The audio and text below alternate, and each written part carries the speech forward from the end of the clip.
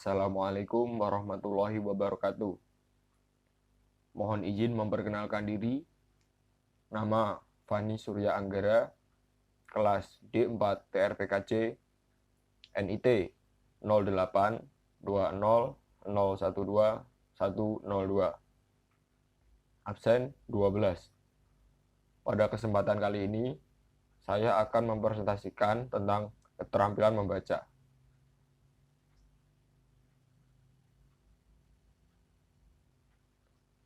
Definisi keterampilan membaca. Membaca adalah salah satu dari 4 kemampuan berbahasa pokok dan merupakan suatu bagian atau komponen dari komunikasi tulisan. Dalam komunikasi tulisan, lambang-lambang bunyi diubah menjadi lambang-lambang tulisan atau huruf. Membaca adalah aktivitas yang kompleks dengan menggerakkan jumlah tindakan yang terpisah-pisah. Membaca adalah suatu proses yang dilakukan serta dipergunakan oleh pembaca untuk memperoleh pesan yang hendak disampaikan oleh penulis melalui media, kata-kata atau bahasa tulis. Membaca adalah suatu proses penyediaan kembali dan pembacaan sandi atau recording and decoding proses berlainan dengan berbicara dengan dan menulis yang justru melibatkan penyediaan atau encoding.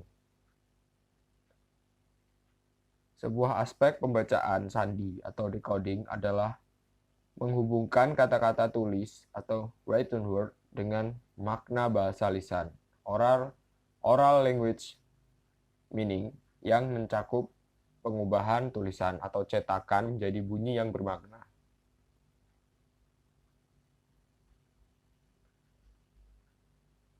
Tujuan keterampilan membaca.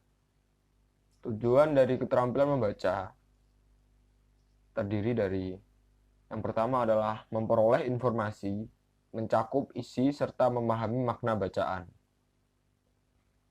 Selanjutnya ada memperoleh perincian-perincian atau fakta-fakta dari sumber bacaan. Kemudian memperoleh ide-ide utama dari yang telah kita baca sebelumnya. Kemudian mengetahui urutan atau susunan suatu bacaan. Kemudian menyimpulkan dari apa yang telah kita baca. Kemudian mengelompokkan, menilai dan mengevaluasi, membandingkan atau mempertentangkan tentang apa yang telah kita baca tadi. Kemudian teknik membaca SH3R. SH3R adalah proses membaca yang terdiri atas 5 langkah, yaitu survey, question, read, reset atau recall, dan review. Yang pertama adalah langkah survei. Survei atau prabaca adalah teknik mengenal bahan sebelum membaca secara lengkap. Dilakukan untuk mengetahui organisasi dan ikhtisar umum yang akan dibaca dengan maksud untuk yang pertama adalah mempercepat menangkap arti, mendapatkan abstrak, mengetahui ide-ide yang penting, melihat susunan atau organisasi bahan bacaan, memperoleh minatan atau perhatian terhadap bacaan dan memudahkan mengingat lebih banyak dan memahami lebih mudah. Kemudian langkah selanjutnya adalah langkah question. Bersamaan pada saat survei diajukan pertanyaan sebanyak-banyaknya tentang isi bacaan tersebut yang terkait dengan judul, bab dan subbab atau subjudul. Gunakan kata siapa, apa, kapan, di mana atau mengapa. Dengan adanya berbagai pertanyaan, cara membaca kita menjadi lebih aktif dan mudah menangkap gagasan daripada hanya sekedar asal membaca. Kemudian langkah selanjutnya adalah langkah read. Pada tahapan ini, konsentrasikan pada penguasaan ide pokok serta detail yang penting yang mendukung ide pokok. Perlambatan cara membaca pada gayaan yang penting dan sulit dimengerti dan percepat pada bagian yang dianggap sudah mengerti dan yang tidak dipentingkan lagi. Tahap membaca pada bagian ini ada dua hal yang harus dihindari. Yang pertama adalah jangan membuat catatan karena akan membuat perlambatan dalam membaca dan akan menjadi kutip kata-kata dari penulisannya saja. Dan yang kedua adalah jangan membuat tanda-tanda seperti garis bawah pada kata maupun frasa tertentu karena dapat terjadi setelah selesai membaca sering terjadi salah memilihnya.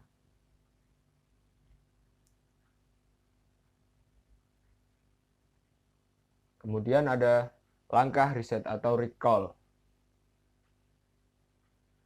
Riset atau recall, setiap selesai membaca satu bagian, berhentilah sejenak dan coba menjawab pertanyaan yang penting dari bagian atau dari bab tersebut. Pada kesempatan itu dapat juga dibuat catatan seperlunya jika masih merasa kesulitan. Ulangi membaca bab itu sekali lagi. Selain itu pastikan bahwa telah melalui 4 langkah meskipun bahan bacaan itu mudah. Hal ini dimaksudkan agar bahan yang dibaca dapat tersimpan lama dan memori kita pada tahap ini disiapkan waktu setengah dari waktu keseluruhan membaca dalam 5 langkah. Kemudian langkah review. Setelah selesai keseluruhan dari apa yang harus dibaca, ulangi untuk menelusuri kembali judul-judul dan subjudul dan bagian penting lainnya dengan menemukan pokok-pokok penting yang perlu untuk diingat kembali.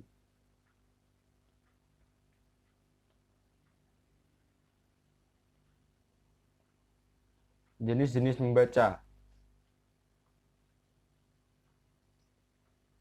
Jenis-jenis membaca yang pertama ada jenis membaca nyaring. Membaca nyaring adalah suatu aktivitas atau kegiatan yang merupakan alat bagi guru, murid, ataupun pembaca bersama dengan orang lain atau pendengar untuk menangkap serta memahami informasi, pikiran, dan perasaan seseorang pengarang. Kemudian ada membaca dalam hati. Membaca dalam hati adalah kegiatan membaca yang hanya menggunakan ingatan visual atau visual memory yang melibatkan pengaktifan mata dan ingatan. Tujuan utamanya untuk memperoleh informasi. Membaca dalam hati dibedakan sebagai berikut. Yang pertama ada membaca ekstensif. Membaca ekstensif berarti membaca secara luas. Objeknya meliputi sebanyak mungkin teks dalam waktu yang sesingkat mungkin. Pengertian atau pemahaman yang bersifat relatif rendah sudah memadai untuk ini, karena memang begitulah tuntutannya, dan karena bahan bacaan ini sendiri memang sudah banyak serta berlebihan. Seperti halnya pula dengan laporan surat kabar membaca ekstensif meliputi pula membaca survei. Sebelum kita memulai membaca, kita biasanya meneliti lebih dahulu apa yang akan ditelaah. Kita mensurvei bahan bacaan yang akan dipelajari yang akan ditelaah. Kemudian ada membaca sekilas. Membaca sekilas adalah jenis membaca yang membuat kita bergerak dengan cepat melihat, memperhatikan bahan-bahan tertulis untuk mencari serta mendapatkan informasi atau penerangan. Kemudian ada membaca dangkal. Membaca dangkal pada dasarnya bertujuan untuk memperoleh pemahaman dangkal yang bersifat luaran yang tidak mendalam dari suatu bacaan. Kemudian ada membaca intensif. Membaca intensif adalah kegiatan yang dilakukan oleh seseorang dalam membaca dengan cermat agar memahami bacaan teks dengan cepat dan tepat. Pengertian kemampuan membaca intensif yakni kemampuan memahami secara detail isi bacaan secara lengkap, akurat, dan kritis pada suatu fakta, konsep, pendapat, gagasan, pengalaman, perasaan, dan pesannya. Teknik membaca skimming dan scanning. Yang pertama tentang teknik membaca skimming. Teknik membaca ini digunakan saat kita ingin menemukan ide utama secara keseluruhan dari sebuah buku. Dengan cara ini, berarti kita tidak membaca buku kata per kata, melainkan berlombaan dari satu bagian ke bagian lain untuk melihat pokok pikiran utama dari topik yang dibaca. Kemudian, teknik membaca scanning. Pada teknik membaca scanning, digunakan untuk mendapatkan informasi spesifik secara cepat dan akurat dari sebuah buku. Biasanya, scanning digunakan ketika kita sudah mengetahui apa yang ingin kita cari, hingga akan berfokus pada isi buku yang spesifik. Pada umumnya, kecepatan membaca dapat dirinci sebagai berikut. 1. Membaca secara skimming dan scanning. Dengan kecepatan lebih dari 1000 kata per menit. Biasanya, membaca skimming dan scanning digunakan untuk mengenal bahan yang akan dibaca, mencari jawaban atau pertanyaan tertentu, mendapatkan struktur dan organisasi bacaan, serta menemukan gagasan umum dari bacaan itu. Kemudian, yang kedua adalah membaca dengan kecepatan yang tinggi, dengan kecepatan 500 sampai 800 kata per menit. Biasanya digunakan untuk membaca bahan-bahan yang mudah telah dikenali, membaca novel ringan untuk mengikuti jalan ceritanya. Kemudian, yang ketiga adalah membaca secara cepat. Membaca secara cepat memiliki kecepatan 350 sampai 500 kata per menit. Biasanya digunakan untuk membaca bacaan yang mudah dalam bentuk deskriptif dan bahan-bahan non-fiksi lain yang bersifat informatif.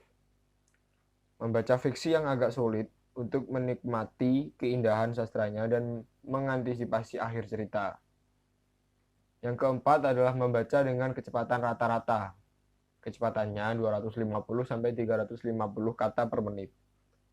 Digunakan untuk membaca fiksi yang kompleks untuk analisis watak serta jalan ceritanya. Kemudian membaca non-fiksi yang agak sulit untuk mendapatkan detail, mencari hubungan, atau membuat evaluasi ide penulis. Yang kelima ada membaca lambat dengan kecepatan 100 sampai 125 kata per menit. Biasanya digunakan untuk mempelajari bahan-bahan yang sulit dan untuk menguasai bahan-bahan ilmiah yang sulit dan bersifat teknik, membuat analisis bahan-bahan bernilai sastra klasik. Dan yang terakhir adalah memecahkan persoalan yang ditunjuk dengan bacaan yang bersifat instruksional atau pedoman. Kemudian, membaca tulisan ilmiah. Membaca artikel ilmiah. Tulisan ilmiah biasanya berisi informasi yang merupakan hasil penelitian. Ini berbeda dengan jenis tulisan lain yang informasinya bisa berupa pendapat dan kesan pribadi yang belum dibuktikan melalui penelitian dan prosedur ilmiah. Dan berikut ada beberapa hal yang mungkin perlu diperhatikan dalam membaca tulisan atau artikel ilmiah. Yang pertama adalah menggali tesis atau pernyataan masalah, meringkas butir-butir penting setiap artikel, menyetir konsep-konsep penting, pandangan ahli, hasil penelitian, dan teori, kemudian menentukan bagian yang akan dikutip, menentukan implikasi dari bagian atau sumber yang dikutip, kemudian menentukan posisi penulis sebagai pengutip.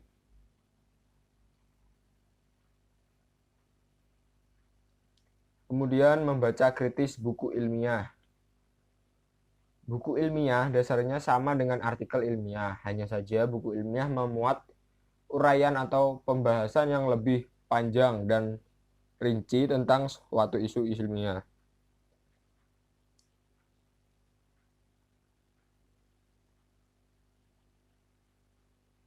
Memanfaatkan indeks untuk menemukan konsep penting. Indeksi sangat membantu pembaca untuk mencari dengan cepat pembahasan atau penjelasan konsep-konsep tersebut dalam buku.